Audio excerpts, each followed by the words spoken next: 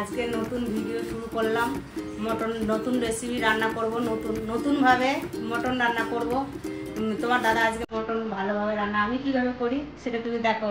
এই মশলা দিলাম, তেজপাতা, একটু গোটা গরম মশলা, এলাচ, লবঙ্গ আর দারচিনি দিয়ে দিলাম।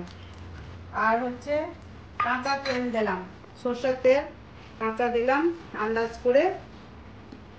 করে তেল দিয়ে দিলাম একটু। আর এর মধ্যে পেঁয়াজ, রসুন, আদা, তারপরে তোমার টমেটো সবকিছু পেস্ট করে নিয়েছি, জিরার গুঁড়া পেস্ট করে, গ্রাইন্ডারে পেস্ট করে মশলাটা এই মেখে নেব মাংসের মধ্যে মেখে নিয়ে। বন্ধুরা তোমরা দেখো কিভাবে করতেছি, আমি কিন্তু তাড়াতাড়ি করতে পারবো না, আস্তে আস্তে করবো, আর তোমরা দেখো ভিডিওটা।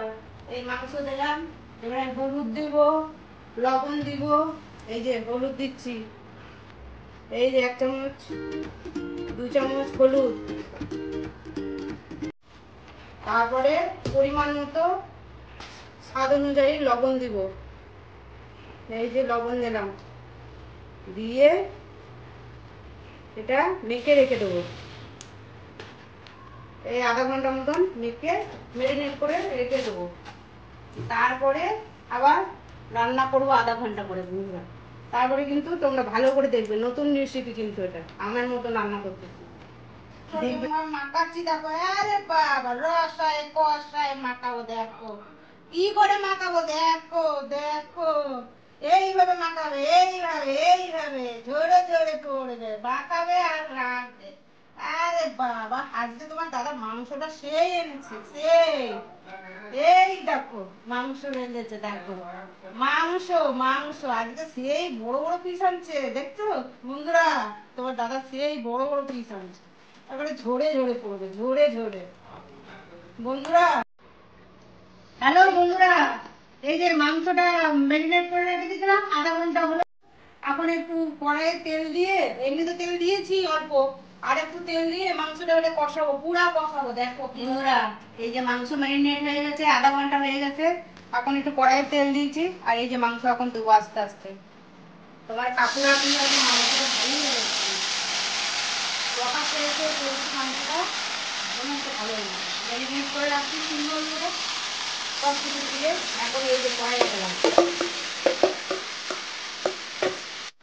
হ্যালো বন্ধুরা, এই দেখো কষানো হয়ে গেছে, তেলও ছেড়ে দিয়েছে, দেখছো? এই দেখো কষানো হয়ে গেছে, মটনটা কি খুব ভালো এনেছে, সিদ্ধ হয়ে গেছে, কষাতে কষাতে সিদ্ধ হয়ে গেছে। এবারে একটু গরম জল দিয়ে, গরম জল করে রাখছি, গরম জল দিয়ে তেল ছেড়ে গেছে, দেখছো তেল ছেড়ে গেছে। আজকে মটনটা না খুব ভালো এনেছে তোমাদের কাকা। এখন একটু গরম জল দিয়ে একটু হালকা সিদ্ধ করে নেবো, একটু ঝোল ঝোল করলে কি ভাত দিয়ে মেখে খেতে পারবো, ওইটার জন্যে একটু আলুও দিয়েছি। একটু গরম জল দিলে পরে একটু মাংসটা টেস্ট হবে, আর একটু ভাত দিয়ে মেখে খেতেও পারবো। মাংস কিন্তু হয়ে গেছে, এখন নামাবো, এখন লাস্ট ফিনিশিং নামাবো। নামিয়ে তারপরে লাস্টে খেয়ে দিয়ে সানটান করে নিই, তারপর সানটান করে খেয়ে দিয়ে তোমাদের আবার জানাবো, বুঝছো বন্ধুরা? এই যে একদম কত সুন্দর হয়েছে দেখো কালারটা, আর মাংসগুলো পুরো সব হয়ে যাবে, একদম সব এই দেখো ভেঙে যাচ্ছে একদম, দেখছো কত সুন্দর সিদ্ধ হয়েছে। বন্ধুরা তাহলে মাংসটা নামায় এখানেই শেষ করলাম ভিডিও। আর সাবস্ক্রাইব করবে, আর জন্য তোমার আমার পাশে থেকো তোমরা সবসময়। আর আর কি রান্না করবো কি না করবো তোমরা কমেন্টে জানাইও, বুঝছো? আমি কিন্তু আশায় থাকবো বন্ধুরা, আশাতে থাকবো।